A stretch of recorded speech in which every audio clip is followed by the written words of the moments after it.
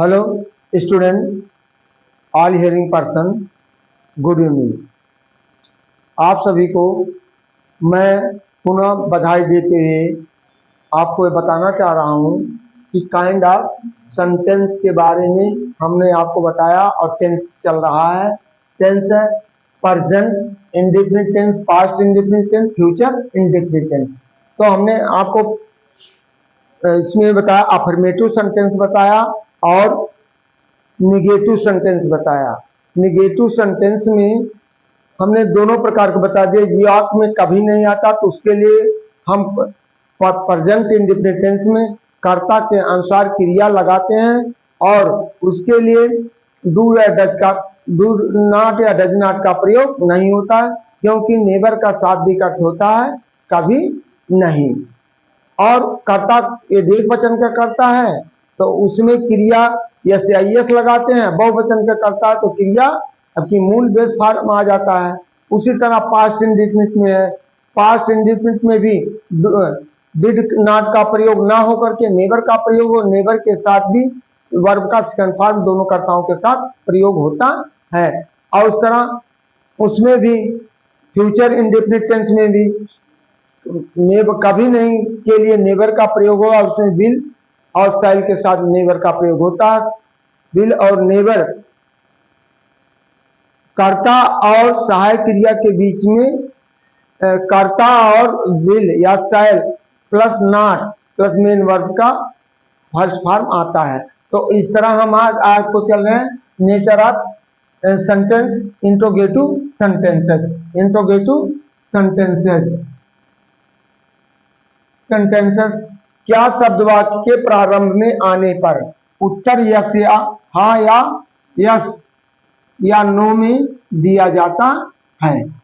Yes या no में दिया जाता है। तो ऐसे वाक्यों का अनुवाद करते तो हम आपको आज क्या शब्द वाक्य से प्रारंभ में आता है जिसका उत्तर यस या नो में दिया जाता है, तो ऐसे वाक्यों को हिंदी से अंग्रेजी में ट्रांसलेटेड करने के लिए, ट्रांसलेशन करने के लिए हम आपको बताने जा रहे हैं। उदाहरण नंबर, क्या वह सोता है? क्या वह सोता है? यदि सोया तो एक वचन है, इसलिए does he sleep, does he sleep, क्या वह सोता है। अब या क्या वह सोया, क्या वह सोया, क्या वह सोया। Did he sleep, did he sleep, mark of interrogation. क्या वह सोएगा, क्या वह सोएगा, क्या वह सोएगा। Will he sleep, will he sleep, क्या वह सोएगा। अब देखिए इसमें जो हमने आपको दिया है इसमें क्या शब्द आया और हेल्पिंग वर्ब को प्रारंभ किए हैं और हेल्पिंग वर्ब काल कर्ता काल के अनुसार हेल्पिंग वर्ब बदलते जा रहे हैं। दूसरा उदाहरण हम दे रहे हैं, क्या तुम गाना गाते हो? क्या तुम गाना गाते हो? क्या तुमने गाना गाया? क्या तुमने गाना गाया? क्या तुम गाना गाओगे? गाओगे, क्या तुम गाना गाओगे। अब देखें ये बहुवचन है। Do U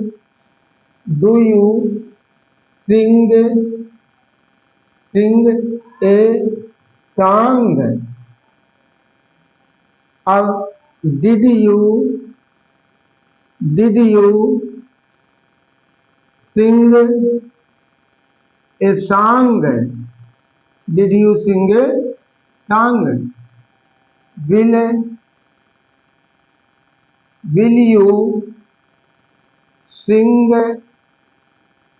A song, will you sing a song.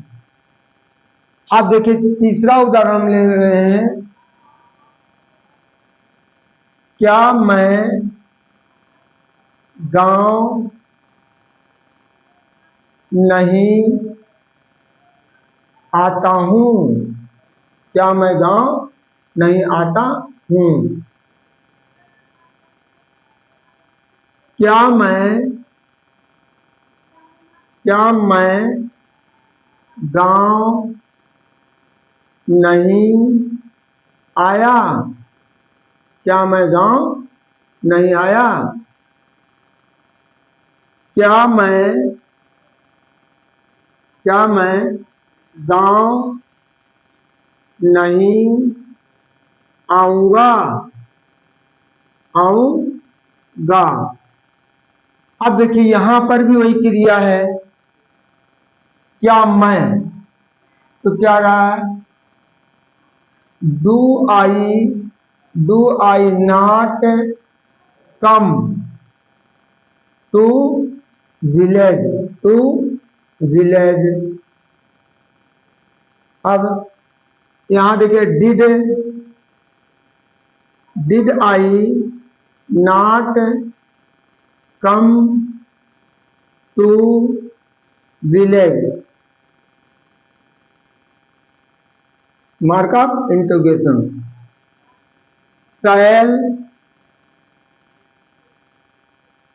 Shell I not come to village, ये आपका फर्स्ट टाइप का समाप्त हो गया। और दूसरा हम आपको दे रहे हैं प्रश्नवाचक शब्द, ये फर्स्ट टाइप हो गया, आई हो गया प्रश्नवाचक शब्द, वाक्य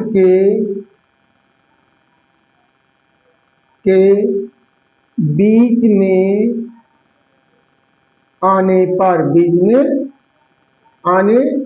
पर इसका उत्तर वर्णन करके दिया जाता है। कैसे वर्णन करके उत्तर दिया जाता है। तो अब इसका देखिए, इसके फार्मूला हम आपको दे रहे हैं सीधे, फार्मूला कि थोड़ा डिस्टेंस बढ़ा ले रहे हैं इसका, ज्यादा नहीं, 2-4 क्वेश्चन दे देंगे। इसका देखिए हम आपको दे रहे हैं, इसके फार्मूला हम पहले आपको लिख दे रहे हैं तीनों के।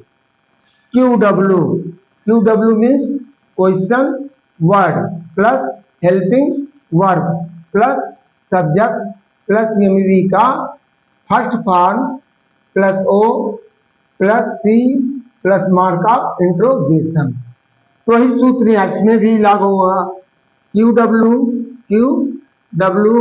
प्लस HV प्लस एमवी का first form plus O plus C plus mark of interrogation, QW और HV प्लस सब्जेक्ट। अब देखिए यही रूल्स इसमें भी लागू होगा, plus HV plus subject plus MV का first form plus O plus C plus mark of interrogation. कह रहा वह गांव कब आता है, वह गांव कब आता है,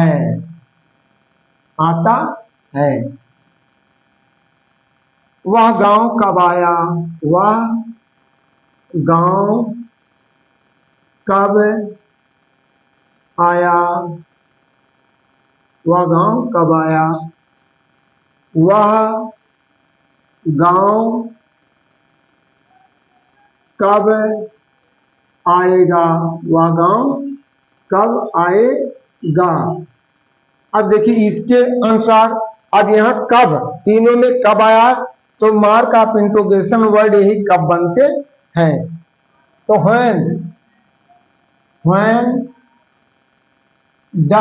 when does he come, when does he come to village, mark of interrogation. When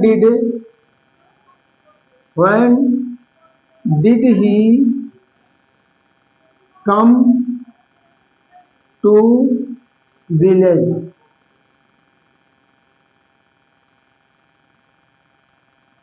When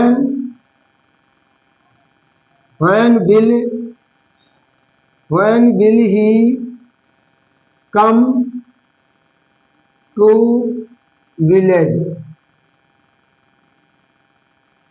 That is shall. अब ये देखिए, तुमने पुस्तक, तुम पुस्तक क्यों नहीं खरीदते हो, तुम पुस्तक क्यों नहीं खरीदते हो, क्या तुम पुस्तक क्यों नहीं खरीदते हो, तुमने पुस्तक क्यों नहीं खरीदा, तुमने पुस्तक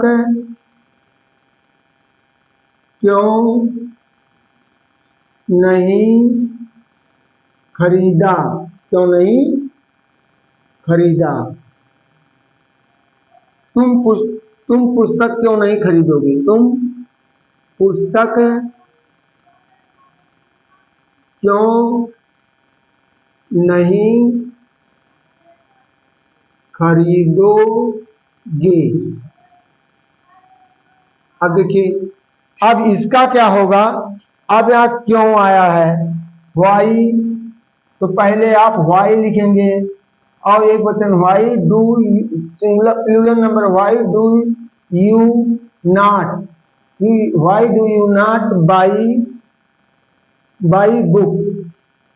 by book, that is shall.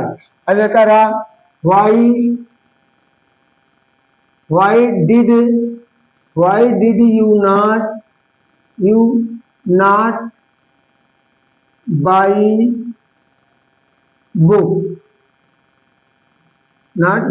Book, अब यहां देखिए, why will you not by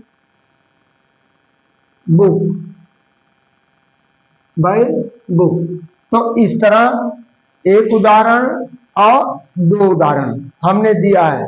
क्यों, कब, कहाँ, कैसे, कौन, यदि वाक्य में आते हैं तो उसी के अनुसार आप सहायक क्रिया, उसी के अनुसार वाक्य से प्रारंभ करते हैं, इंट्रोगेटिव में उसी के अनुसार प्रारंभ करते हैं, और काल तथा कर्ता के अनुसार सहायक क्रिया, यदि प्रेजेंट टेंस है तो डू डज का प्रयोग करेंगे, और पास्ट टेंस में दोनों कर्ताओं के साथ डिड का प्रयोग करेंगे, और यदि फ्यूचर टेंस में है तो उसमें विल क्वेश्चन वर्ड के साथ हेल्पिंग वर्ब विल और शैल का प्रयोग करेंगे।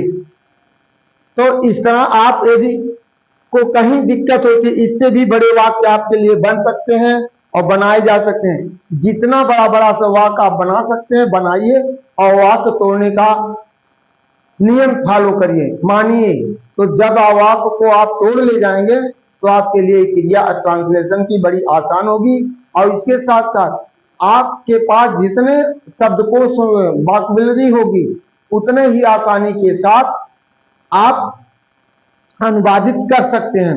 अब सबसे बड़ी समस्या आती है, रीडिंग तो आप कर लेते हैं, लेकिन कहीं किसी ऑफिस के लिए आपको एप्लीकेशन ड्राफ्टिंग करना पड़ता, किसी ऑफिशियल के लिए, आपने पेरेंट्स के लिए, फ्रेंड सर्किल के लिए, तो उस समय आपके पास बड़ी कठिनाइयां होती है। लेकिन आपसे हम ये चाहते हैं, अपेक्षा रखते हैं कि आप ज़्यादा से ज़्यादा शब्दकोश बनाइए और हिंदी में पहले उसको एक क्रिएट कर लीजिए। हिंदी में आप जब बना लेंगे इस मैटर को, फिर उसका अंग्रेजी में ट्रांसलेट करते हुए चले जाएंगे। तो ये प्रक्रिया आपके लिए, चाहे एप्लीकेशन होगा, चाहे लेटर होगा, इन्विटेशन लेटर होगा, कोई भी एप्लीकेशन ऑफिशियल लेटर होगा, तो आप बड़े आसानी के साथ कर सकते हैं। इसी के साथ हम आपसे अब फिर नमस्कार करते हैं, अलविदा, नमस्कार। फिर अगले वीडियो में आपको मिलेंगे पास्ट इस प्रेजेंट और पास्ट फ्यूचर कंटिन्यूअस के साथ। थैंक यू, धन्यवाद।